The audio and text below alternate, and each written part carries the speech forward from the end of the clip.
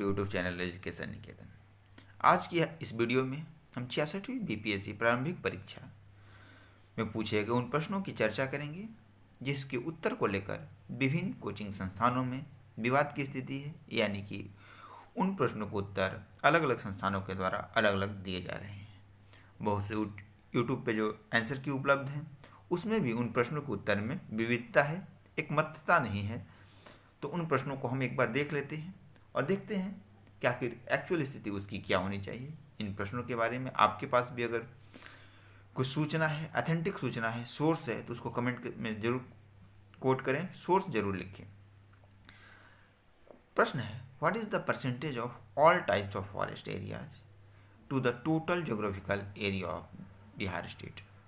बिहार राज्य में जो भौगोलिक पूरा क्षेत्रफल है उसका कितना प्रतिशत वन परसेंटेज है।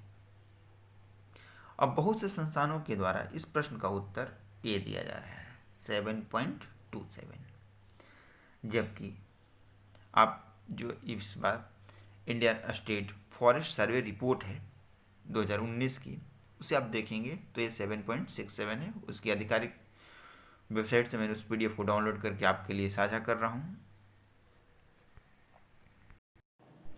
ये देखिए जो रिपोर्ट है ना, उसमें बिहार के बारे में जो दिया गया है उसकी कॉपी है। जब आप पढ़ेंगे the forest cover in the states is 7,305.99 square kilometre which is 7.76% of the state geographical area. यहाँ भी आप चार्ट देखेंगे, जब टेबल देखेंगे तो फॉरेस्ट कवर ऑफ बिहार, उसमें टोटल आप देखें 7.76 क्लियरली मेंशन है।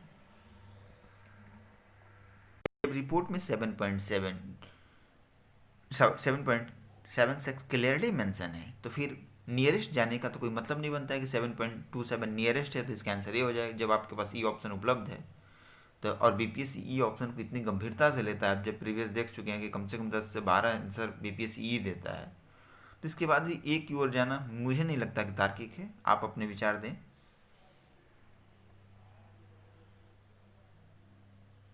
और आपके पास अगर कोई, कुछ लोगों का कहना है कि इकोनॉमी सर्वे में बिहार की जो थी उसमें 7.27 दिया है, तो ऐसी कोई अगर डेटा है आपके पास उसको शेयर करें। दूसरा जो प्रश्न है जिसको लेकर एक मत नहीं है सारे बाद में किस राज्य में वन जीव अभ्यारण्य सबसे अधिक संख्या में है। अब कुछ संस्थानों के द्वारा इसका उत्तर मध्य प्रदेश दिया जा रहा है, जबकि आप गूगल करके इस चीज़ को खोजने की कोशिश करेंगे तो सबसे अधिक यूटी में आएगा अंडमान एंड निकोबार, और राज्य में जो सबसे ज़्यादा संख्या आ रही है वो महाराष्ट्र की आ रही है। जो उपलब्ध आंसर है, मतलब ऑप्शन है हमारे पास, इसको भी हम आपको दिखला देता हूँ। 2019 का डेटा है। आप देख सकते हैं कि महाराष्ट्र में जो सेंचुरीज है तो 48 है और मध्य प्रदेश में 25 है, यानी डिफरेंस काफ़ी ज़्यादा है। तो इसलिए मध्य प्रदेश को मानना मुझे नहीं लगता तार्किक है। अगर आपके पास भारत सरकार का कोई सोर्स हो तो उसे कोट करें, या ministry of forest and climate change के द्वारा कोई रिपोर्ट जारी की गई हो और उसमें अगर कोई बात बताई गई हो तो वो कोट करें आप। नेक्स्ट प्रश्न है कि बिहार के निम्न प्रशासनिक विभागों जोड़ों में से किस जोड़े में गंगा नदी नहीं बहती है। ज़्यादातर संस्थाओं ने तो इसका उत्तर ई दिया है, लेकिन ई मेरे हिसाब से भी उपयुक्त उत्तर हो सकता है, लेकिन कुछ संस्थाओं ने इसका उत्तर डी दिया है कि ये जो मगध है उसमें पटना का रेंज शामिल नहीं होता, क्योंकि पटना अलग एडमिनिस्ट्रेटिव डिवीजन यानी प्रमंडल की बात की जा रही है। इसमें जितने भी नाम कोट किए वो प्रमंडल हैं।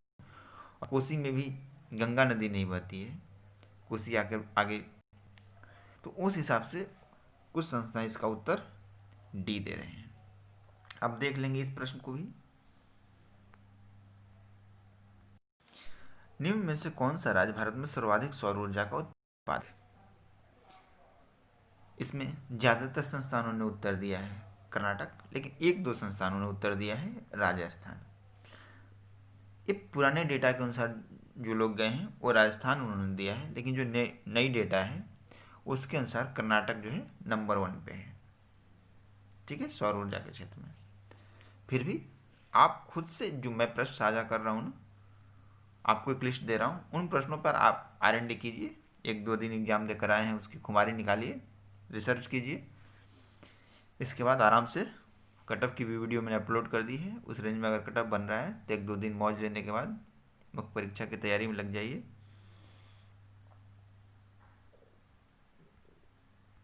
नेक्स्ट प्रश्न है कि स्वामी सहजानंद निम्न से किससे संबंधित है। देखिए, बिहार में किसान आंदोलन के नेता थे और राष्ट्रीय स्तर पर भी इन्होंने किसान आंदोलन के क्षेत्र में काम किया है, इसमें नो डाउट। सी तो इसका आंसर है ये। लेकिन चूंकि ई ऑप्शन भी हमारे पास है और बिहार में आप जब देखेंगे तो कृषकों की जो मांग थी, तो कृषकों का शोषण केवल अंग्रेजों द्वारा ही नहीं किया जा रहा था। उस समय के जो जमींदारी व्यवस्था थी और जो उच्च वर्ग के जमींदार थे वो भी किसान का शोषण कर रहे थे और स्वामी सहजानंद ने उनके विरोध भी आंदोलन चलाया था।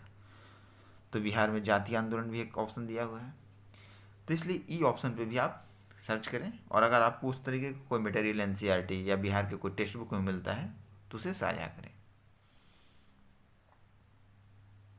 ई और सी। नेक्स्ट प्रश्न है कि फराडे कांस्टेंट, फराडे स्थिरांक के बारे में है।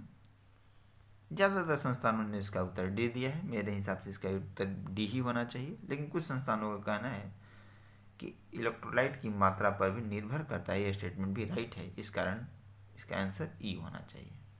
आप इस प्रश्न पर भी देखें। Among the following which is not a true fruit।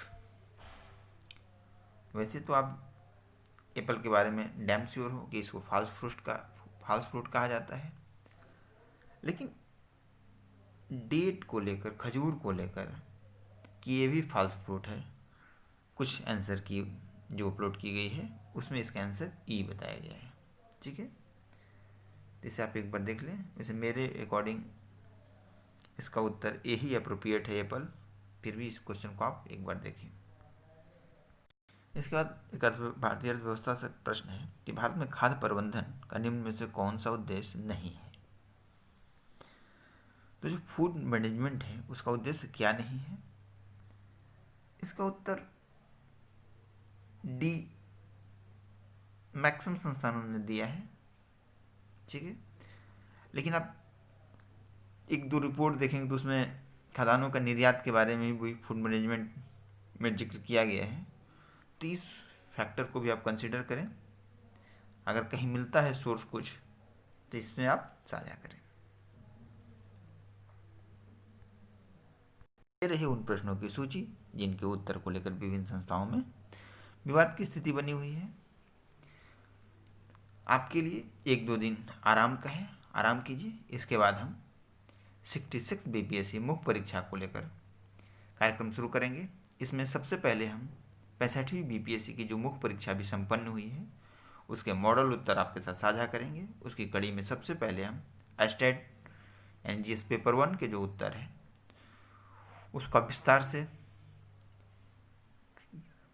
हर पहलू को मतलब तोड़ तोड़ कर आपको, क्योंकि आपके लिए ज़रूरी है कि आपका आंसर ही नहीं मिलाना है, आपको ये भी जानना है कि इसको परीक्षा हॉल में बनाना कैसे, कम समय में कैसे बनाना है। तो उन सारे पहलुओं पर हम चर्चा करेंगे। कट ऑफ की वीडियो अपलोड कर दी गई है, अब जाकर देख सकते हैं। धन्यवाद।